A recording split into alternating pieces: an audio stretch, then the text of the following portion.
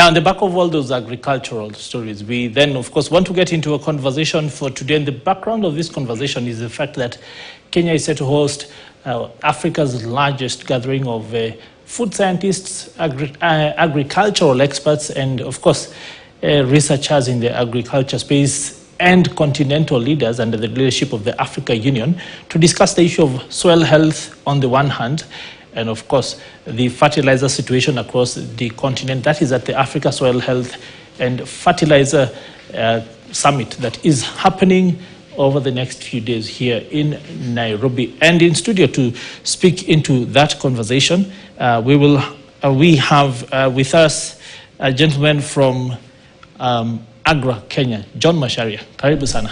Asante sana. You are the country director of Yes. this organization. Talk to us about the current situation of soil health in this country. The theme for the conference has been listen to the soil, if I'm correct. Mm-hmm. What does that mean in the first place? So, first of all, thank you for having me. The first thing to say is that soils are the bedrock of agriculture because this is where crops, draw their micronutrients from. Mm-hmm. And there are quite a number of issues that are happening now that Yes. are alarming that need to be addressed. Number one, we have quite a bit of land in Kenya that has acidified. Yes. And I think it's about 13% of our land. Number two, we have issues. The ongoing floods are, of course, a concern because they're washing away the topsoil. Yes. And with that goes a lot of micronutrients. We have areas where we have seen overgrazing. And this basically is exposing the ground and the soil to a lot of sunlight, which then reduces the amount of moisture that is in the soil. Mm-hmm. But also we have issues to do with low organic matter and also Yes. low carbon because of, again, exposing the different ways of agriculture that people are taking that break up the soil and, release carbon. Mm-hmm. But then let's look at where the rain might have started beating us, because soil acidification is a thing that takes a long time, so to say. So that if we say that this country, Kenya, is 60 years old, mm-hmm. and that application of commercial fertilizers might have started from independence and that sort of thing. So if we say that then the problem has gotten worse, mm-hmm. How do we stop digging this hole first so that we then say we're starting to tackle the issue? Mm-hmm. Then it would then suggest by that entire conversation mm-hmm. that what we're talking about is soil management in the first place. Yes. Mm-hmm. So, and that's a very good question.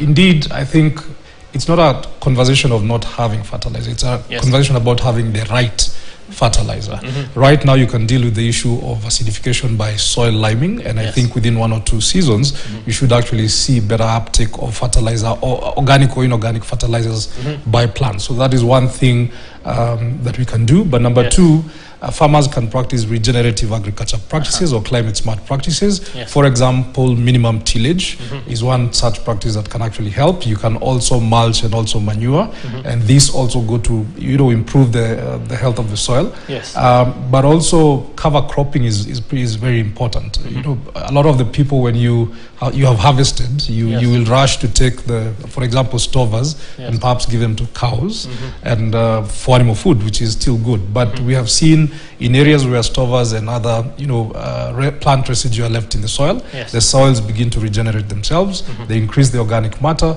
and in time you actually begin to see increased yields. Mm-hmm. But then you think about modern practices and the fact that as we move to intense agriculture, there's less land that's left fallow, which would have been one of the management techniques that you're pointing to. There's less of intercropping. In fact, monoculture is the way most people have gone, where you have extensive tracts of maize, extensive tracts of something else. How then do we change these practices, especially in the face of what has been pushed commercially as high-yielding agriculture, where people just throw one thing into the soil and just focus on that?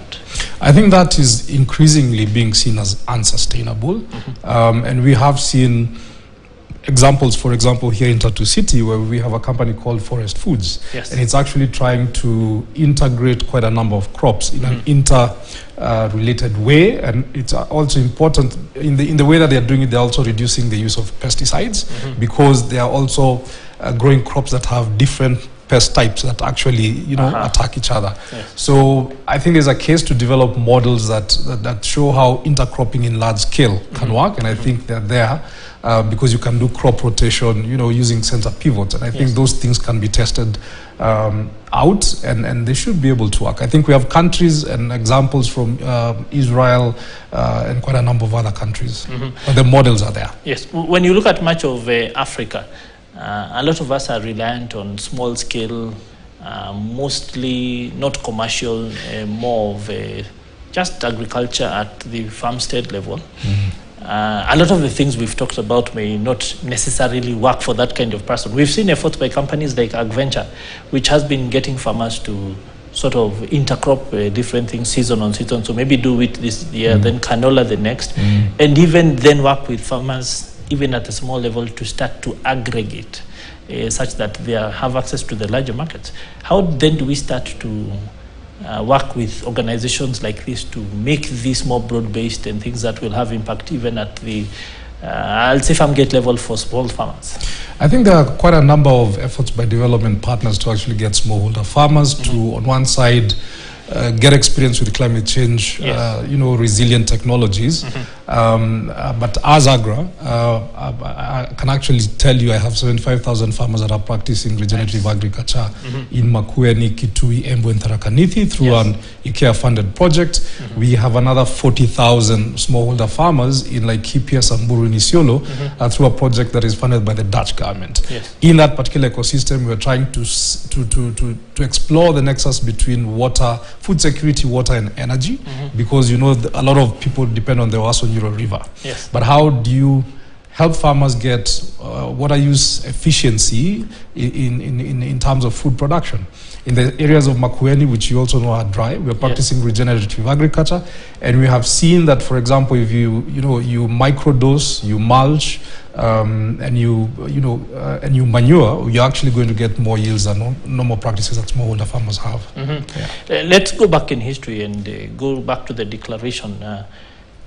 First, having put a roadmap to 2015, target was what, 50 kilograms per hectare. Yes. And most African countries, even today in 2024, maybe just one or two, Kenya and maybe South Africa, have actually hit that target. What's the challenge?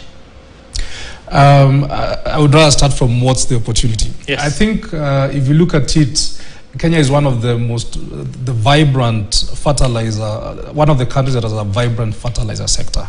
Why? Because the sector was liberalized, and that meant that government and private was willing to open the door for private sector to operate. I believe in Kenya now we have upwards of 40 registered fertilizer importers and blenders, and as a result, we normally consume anywhere between 700 and 800,000 metric tons of fertilizer. The fertilizer application rate per hectare is anywhere between 40 and 60 kilograms. So there is quite a big opportunity there. And I would say that we also undertake fertilizer surveys across, fertilizer industry input subsidy surveys across countries. And what we've seen is that we want to see a government that is pulling away and actually creating a bigger space for private sector to thrive. If I use Kenya as an example, because of that, we have actually seen the emergence of 15,000 agro-dealer shops. What that has meant is that anywhere within 4 kilometers or 5 kilometer radius, a farmer was actually able to access fertilizer, which was one of the things that the Abuja Declaration wanted, which is farmers to have better access. But access cannot happen, for example, from Nairobi. You need to engage private sector, who then create a distribution link into the hinterlands and ensure that every single farmer is able to access a bag of fertilizer. Yes, and yet then countries like Kenya, even with all those positive stats, seem to be heavily dependent on countries like Zambia for cereals, Tanzania and Ethiopia for everyday veggies like onions and those sorts of things, even with the very, very low per capita consumption of fertilizer. Where is the disconnect?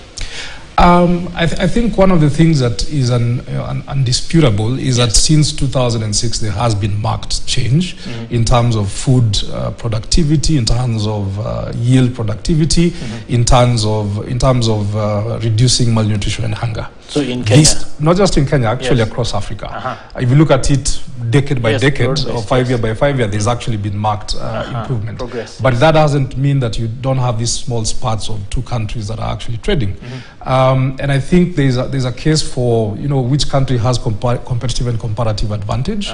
And I think in the case of Kenya, if you look at our seasons, you look at the ones in Tanzania and the ones in Uganda, they're actually almost seamless. So you will naturally have, when a season is ending in Kenya, the season is starting in Tanzania. So the opportunity to, you know, to trade is natural. It's a symbiotic relationship, right? And I think we have things now like the Africa Continental Free Trade Area. We have COMESA, we have VSE, and we have made commitments that we should trade. So we should not look at it as a bad thing. Yes. So apart from then, of course, liberalization, what are the things you'd say that then governments need to focus on, and maybe to enable this, I'll say the policies set by the declaration in the past to then work properly in the way that it was designed? The studies that we've seen actually indicate, like now, for example, quite a number of countries are where they are because the fertilizer sector is still government controlled. But what we've seen is, number one, you need to adopt a digital system like an e-voucher. Why that is important is because, like, for example, in the last subsidy we saw that government did not import fertilizer and government did not distribute fertilizer. Government actually worked with private sector to distribute fertilizer in the agro-dealer shops, and farmers would get USSD codes and they would then go and redeem at the last mile. What you'll have done is that you'll have incentivized private sector, not just at a capital level, but you're actually supporting agribusinesses at the village level. And that in itself has a multiplier effect in terms of economic development. Number two is that you need to have a program that is targeted, and targeted also with a very finite end date.